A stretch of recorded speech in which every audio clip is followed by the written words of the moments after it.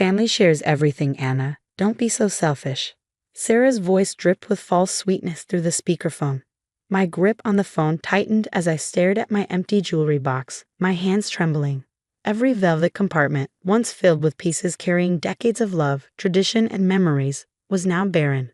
My grandmother's sapphire necklace, my mother's pearl earrings, the diamond bracelet my husband gave me on our first anniversary, gone. I swallowed the lump in my throat. Some of those pieces were insured, Sarah, I said, forcing my voice to stay even. And some were family heirlooms. Exactly, she chirped. Family heirlooms should be shared with family. And since I'm family now, I have just as much right to them as you do. Besides, you never even wear half of those pieces. I thought about the security camera I had discreetly installed in my bedroom 6 months ago, after noticing little things vanishing every time Sarah visited. The same camera that had recorded every second of her rifling through my jewelry box 2 days ago. Where are they now? I asked, my voice deceptively calm as I downloaded the footage onto my laptop. Sarah laughed. Oh, don't worry about that. They're safe with me. I'm actually wearing Mom's pearl earrings right now. They look so much better on me than they ever did on you. My mother's pearls. The last gift she gave me before cancer stole her from me 3 years ago. A flash of grief cut through the anger, but I steeled myself against it. Those weren't yours to take, Sarah, I said, my tone like ice. Return everything by tomorrow, or I'll take action. Her saccharine act cracked, replaced by irritation. Action? Against family? James would never forgive you for that. James, my husband of 5 years. The man who had spent his life making excuses for his younger sister, blind to the manipulative games she played. Ever since their parents died in a car crash when they were teenagers, he had shouldered a misplaced sense of responsibility for her, never seeing her for who she truly was. We'll see about that, I replied, ending the call. I exhaled slowly and clicked play on the security footage. The timestamp read 2:47 p.m. Right when Sarah knew I'd be giving a presentation at my medical conference. She entered my bedroom with the spare key James had insisted she keep for emergencies. For nearly an hour, she sifted through my jewelry box with meticulous care, selecting each piece with the precision of a thief who had done this before. She even paused to admire herself in my mirror, tilting her head as she fastened my mother's pearls around her neck, smiling like she'd won. A notification lit up my phone. James. Sarah says you're being difficult about sharing some jewelry. Come on, honey, you know how much she admires your collection. Can't you be generous with family? I stared at his message, that familiar wave of frustration rising. He still didn't see it. He never did. I forwarded him the security footage. Then I typed, your sister didn't borrow a few pieces. She emptied my entire jewelry box, including Mom's pearls and Grandma's sapphires. We're talking about $95,000 worth of jewelry, James, some of which can never be replaced. His response was instant. Are you sure? Sarah wouldn't do that. Before I could answer, my phone rang. Megan, my insurance investigator. Anna? Her voice was sharp. We just got a hit. Someone matching Sarah's description tried to sell your grandmother's sapphire necklace at Essex Jewelry Buyers this morning. My breath caught. Please tell me they didn't buy it. They didn't. The owner flagged it in our registry and stalled her while his assistant called me. We have security footage. I clenched my jaw. She wasn't just taking my jewelry, she was selling it. Megan continued. We ran checks on other shops in the area. 3 other pieces matching your collection's description were sold in the last 2 days. We're pulling footage now. I exhaled, my mind racing. James needed to see this. Another text from him. Just talked to Sarah. She says she was only borrowing them to show her friends. She's returning everything tomorrow. Can we just drop this? I typed back. Ask her about Essex Jewelry Buyers this morning. Ask her why she tried to sell Grandma's necklace. Silence. Then, 10 minutes later, my doorbell rang. I opened the door to find Sarah standing there, her face flushed with anger, still wearing my mother's pearls. You had no right to put cameras in your bedroom, she spat, her voice sharp with panic. And now you're making up lies about me selling anything. I was just borrowing them. James stood behind her, his face drawn, his hands shoved into his pockets. But this time, something was different. This time, there was doubt in his eyes.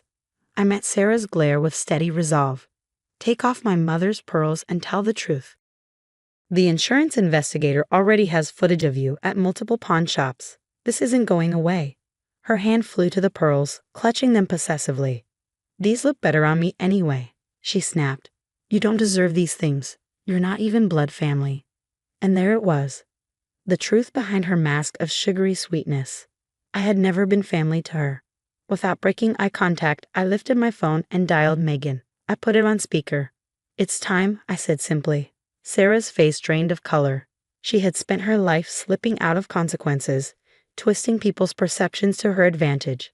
But this time, she had crossed a line even her brother couldn't fix. The next hour played out like a scene from a crime thriller. Megan arrived with 2 police officers, her tablet loaded with irrefutable proof of Sarah's actions over the past 2 days. My bedroom security footage looped on screen, showing Sarah methodically emptying my jewelry box, trying on my heirlooms, and slipping them into her designer handbag like they were hers to take. Mrs. Walker, Megan addressed Sarah, her voice clipped and professional. We have footage of you attempting to sell this insured necklace at Essex jewelry buyers this morning. She turned the screen towards Sarah, displaying a clear image of my grandmother's sapphire necklace. Additionally, we've confirmed sales of 3 other pieces at pawn shops across the city. Sarah's breath hitched. Those shops weren't supposed to keep records, she muttered, then froze, realizing her mistake. James, who had been standing silently near the door, paled. His expression was a mixture of disbelief and horror, like a man who just realized he'd spent years living in a carefully woven illusion. Weren't supposed to keep records, he repeated, his voice hollow. Sarah, what have you done? I watched as years of denial crumbled in his eyes. He had spent a lifetime making excuses for his sister, choosing to see only what he wanted. But now, faced with undeniable proof, there was nowhere left for him to hide. Show me the pawn shop footage, he said hoarsely. Megan didn't hesitate. She pulled up the videos and there was Sarah, clear as day, standing at 3 different pawn shop counters. In each clip, she confidently displayed my jewelry, haggled over the prices, and walked out counting cash. The timestamps confirmed she'd have sold the pieces within hours of stealing them. Total amount received, $27,400, Megan stated. Well below their actual worth, of course. We need to know where the rest of the collection is. Sarah's eyes darted around the room, searching for an escape. Her fingers clutched at my mother's pearls, the same ones she had refused to remove. I needed the money, she blurted. My credit cards are maxed out, and I have obligations. James stepped toward her, his voice razor sharp. Obligations. What kind of obligations? She refused to meet his gaze.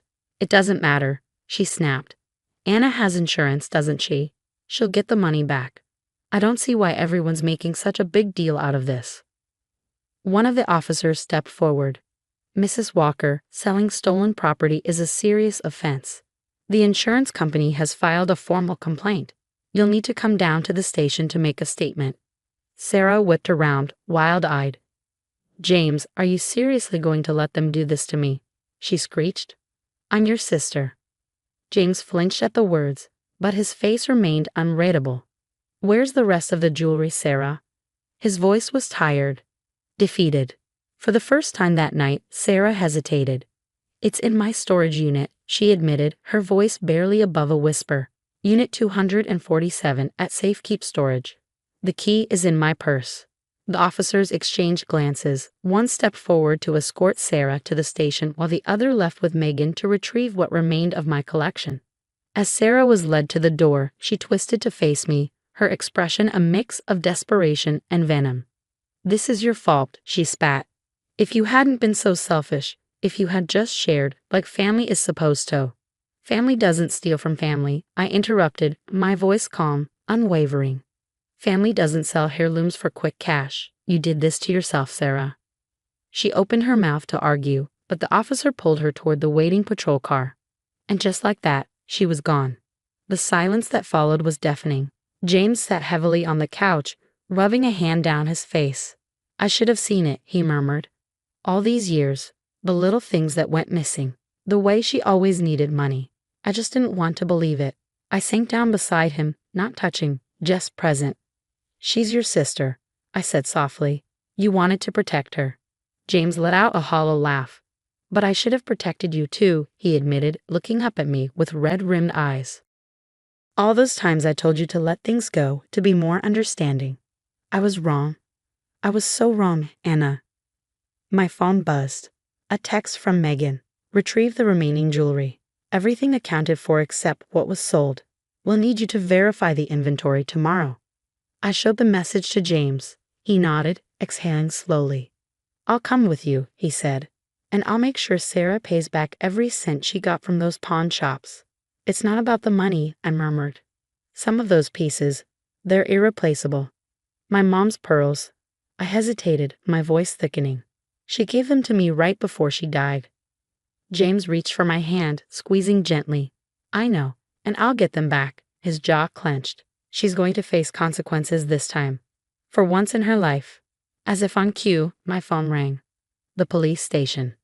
Mrs. Chen, your sister-in-law is refusing to remove a pair of pearl earrings, claiming they were a gift from your husband. We need Mr. Walker to come down and clarify the situation. James stood, his face hardening with determination. I'll handle this, he said. It's time I stopped enabling her. I watched him go, feeling a strange mix of exhaustion and hope. Maybe after everything, this was the wake-up call he needed. My phone buzzed again, this time from Sarah's number. You've ruined everything. Happy now. James will never forgive you for this. I stared at the message, then slowly locked my phone. Instead of responding, I walked to my bedroom, where my open jewelry box still sat on the dresser, its velvet compartments empty. Each missing piece represented more than just stolen possessions. They were fragments of my past, connections to the people I had loved and lost. Sarah hadn't just stolen jewelry. She had tried to steal my history, my family's legacy. And for what? Quick cash to cover her debts. The insurance would compensate me for the monetary value of the pawned pieces, but some things couldn't be replaced. Some betrayals cut too deep to be forgotten. I reached out and closed the jewelry box, letting the latch click softly into place. Tomorrow would bring police reports, insurance claims, legal proceedings. But for tonight, the truth was finally out. And sometimes that was the first step toward healing.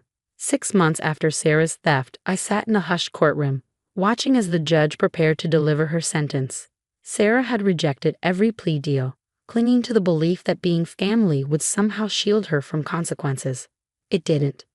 The evidence was overwhelming. Security footage from my bedroom, records of her pawnshop transactions, and most damning of all, a recorded phone call where she sneered that family shares everything while actively trying to sell my heirlooms. The judge's voice was firm, unwavering. 2 years probation, mandatory counseling, full restitution for the pawned pieces, and a restraining order preventing you from entering the victim's home. Sarah stood frozen in her designer outfit, likely paid for with stolen money, her carefully rehearsed tears failing to sway anyone.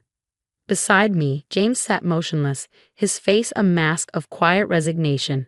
The past months had forced him to confront painful truths about his sister, about himself. And yet, when Sarah had called him, again and again, pleading, bargaining, he had stood firm. The defendant will surrender any remaining stolen jewelry immediately, the judge continued, including the pearl earrings she is currently wearing. Sarah's hand flew to my mother's pearls, her fingers curling around them like they might disappear. She had clung to them even after her arrest, insisting they were safer with her. A bailiff stepped forward, hand extended. For a moment, I thought she might refuse. Then James stood. His voice was low, steady. Sarah, give them back. Her lips parted, as if she wanted to argue, but something in James's face stopped her. With trembling fingers, she unclasped the pearls and handed them over. The bailiff placed them in my waiting palm, and as their cool weight settled against my skin, I felt the sting of unshed tears. Mom's last gift was finally home. Outside the courthouse, Sarah made one last attempt. Anna. Her voice was raw, desperate. Please, we're family. You don't have to go through with this. I met her gaze, steady and unyielding. The charges weren't dropped because this wasn't just about me, I said. It was about trust, about consequences, about respect, things you still don't understand. James's arm slid around my shoulders, not just a gesture of comfort, but a choice, a declaration. Sarah's face twisted as she looked at him. You've turned him against me, No, Sarah, James said quietly. Your actions did that. Get help. Real help. Maybe one day we can rebuild. But not until you understand what you've done. We turned and walked away, leaving her standing alone with her court-appointed lawyer. The spring air felt lighter somehow, as if the storm had finally passed. Back home, I carefully returned each recovered piece to my jewelry box. Some heirlooms had been salvaged, but the pawned pieces were gone forever. The insurance money sat untouched in our account, a hollow replacement for what had been lost. James lingered in the doorway, watching as I arranged the last of my treasures. Then hesitantly, he stepped forward and pulled a small box from his pocket. I found this, he said softly. Inside lay a delicate gold chain with a heart-shaped locket. My breath caught. Mom's locket. I thought it was lost in the move years ago. James swallowed hard. Sarah had it. His voice was heavy with guilt. I found it in her apartment while helping her pack after the arrest. She must have taken it back then. I ran my thumb over the worn gold surface, then clicked it open. Inside were tiny photos of my parents on their wedding day, one of the last keepsakes I had of them together. Tears blurred my vision. Thank you. James exhaled slowly. I should have protected you. He sat beside me, his voice raw. All those years of making excuses for her. Of telling you to be more understanding. I was wrong. I leaned into him, feeling the warmth of his presence. We can't change the past, I murmured, but we can learn from it. A week later, an envelope arrived in the mail. Unexpected. Inside was a letter from Sarah's court-appointed counselor. She had started therapy, addressing her kleptomania, confronting her entitlement. It would be a long road, but at least it was a beginning. Now my jewelry box sits on my dresser, no longer just a collection of valuable trinkets, but a testament to something greater. A reminder that love doesn't mean blind forgiveness. That family isn't a free pass for betrayal. That's sometimes the hardest but most loving thing you can do, is let someone face the consequences of their actions. James and I are stronger for it. Mom's pearls catch the light as I fasten them around my neck, their weight familiar and comforting. Some things are worth fighting for. Some things are worth protecting. And sometimes the most valuable gift you can give someone is the chance to change, even if they have to learn the hard way.